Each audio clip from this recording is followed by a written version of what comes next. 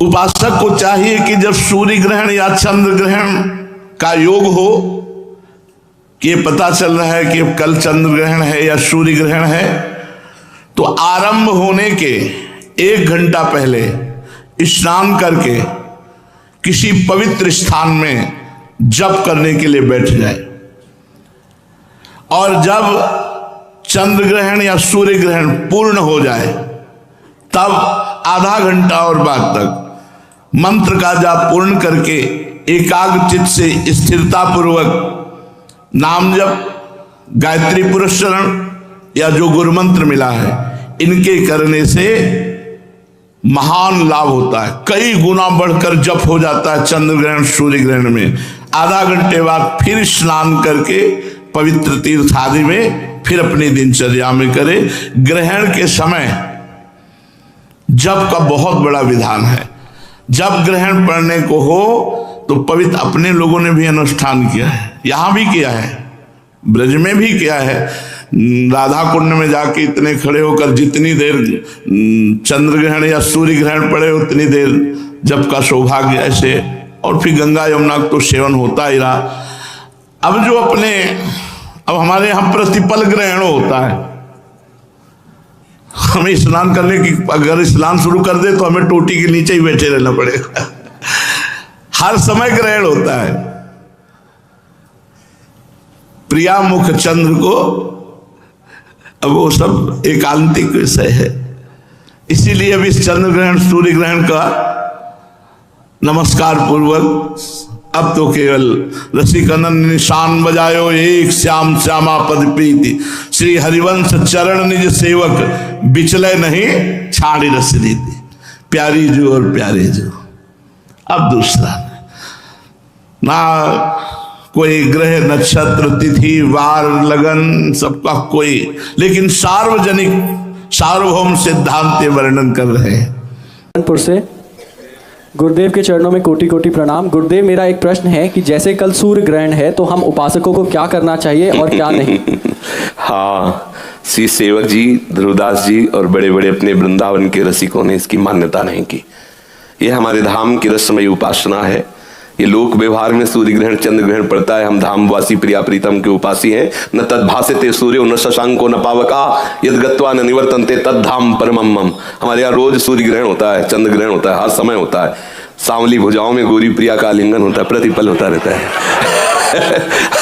हमारे यहाँ सेवक जी कहते हैं, तहां न ग्रहण लगन के वेद, तहां को दिन दिन कछु नहीं, नहीं शुभ अशुभ मान अपमान, नहीं अनत भ्रम कपट सयान स्नान क्रिया जब तप नहीं, ज्ञान ध्यान तहां सकल प्रयास सुनो रसिक हरिवंश विलास, श्री हरिवंश से गायो राधा वल्लभ श्री हरिवंश। तो दूसरा कुछ नहीं, प्रिया प्रीतम रस में आनंद मगन हो जाओ। ये सब एक सिद्धांत है। तो एक सिद्धांत दूसरे सिद्धांत के लिए आवश्यक नहीं है कि वो आवश्यक हो। अगर कहते ऐसा होना आवश्यक तो आप उदाहरण देख लीजिए महापुरुषों। हमारा सिद्धांत, हमारी प्यारी जो और प्यारे जो के सिवा दूसरा कुछ है ही नहीं। जब कोई ज्ञानी ज्ञान मार्ग में चलता है तो एक सूत्र उसको स्वीकार करना होता है, ब्रह्म सत्यम जगन मिथ्या।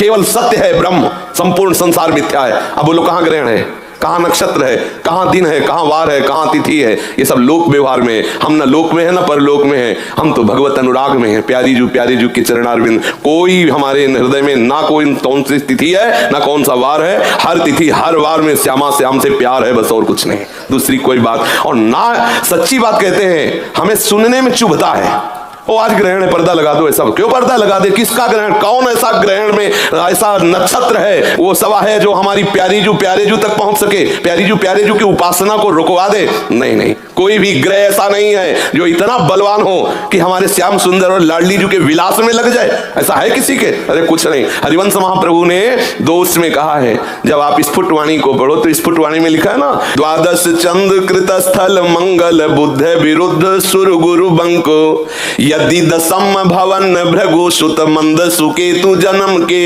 अंक, अष्टम राहु चतुर्थ दिवामणि तो हरिवंश करत न संको, जो पे कृष्ण चरण मन अर्पित तो करी है का नवग्रह रंक। ए बेचारे गरीब नवग्रह क्या कर सकते हैं? रंक बेचारे गरीब नवग्रह क्या कर सकते हैं?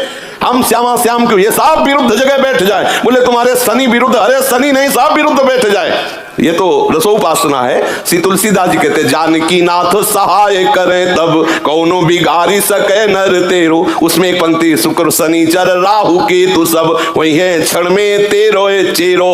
जानकी नाथ सहाय करें तब कौन बिगाड़ इसमें कह रहे जो पे कृष्ण चरण मन अर्पित। और यहाँ महाप्रभु कृष्ण चरण और जहाँ कृष्ण जिन चरणों में अर्पित है हम उनकी उपासना में मगन है।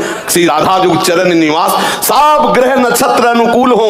भानु दशम जन्म निशापति मंगल बुद्ध शिवस्त लली के। जो गुरु होए धर्म भवन के तो भृगुनंद सुमंद नवी के। तीसरो के तू समेत विधुग्रस तो हरिवंश मन क्रम फीके। गोविंद छाड़ी भ्रमंत दसो दिस तो करी है का नवग्रह नीके। यदि सब ग्रह सही अंक में विराजमान है, सब अनुकूल है, लेकिन भगवत विमुख हो तो जलोगे मरोगे, नाना प्रकार के द्वंद्वों में पिसोगे, कोई तुम्हें नहीं बचा सकता। शंकर सहस्र विष्णु अजतो ही सकहि न राखि राम कर द्रोही। भगवत विरोधी को कहीं भी भाग के चल और भगवत अनुकूल है तो सब खिलाफ खड़े हो, कुछ नहीं करेंगे।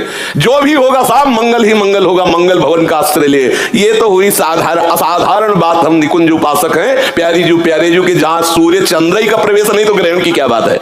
तो आप जहां भी हो हमारे प्यारे जू के हो, वृंदावन का आश्रय लिया है तो मात्र वृंदावन की रस रीति से उपासना करो। कोई भी डरने की बात नहीं। जो आचार्य कह रहे हैं, जो महापुरुष कह रहे हैं, हमें उसी के अनुसार चलना चाहिए। हमारी उपासना में ग्रहण नक्षत्र तिथि वार ये सब एक तरफ रख दिए गए। रोज मंगला से शयन से मंगला केवल प्यारी जू और प्यारे जू, दूसरा कोई गान नहीं, दूसरा कोई चिंतन नहीं। और इससे बढ़कर कोई रस पद्धति नहीं, इससे बढ़कर कोई सिद्धि नहीं, इससे बढ़कर कोई महामहिमामय आनंद नहीं।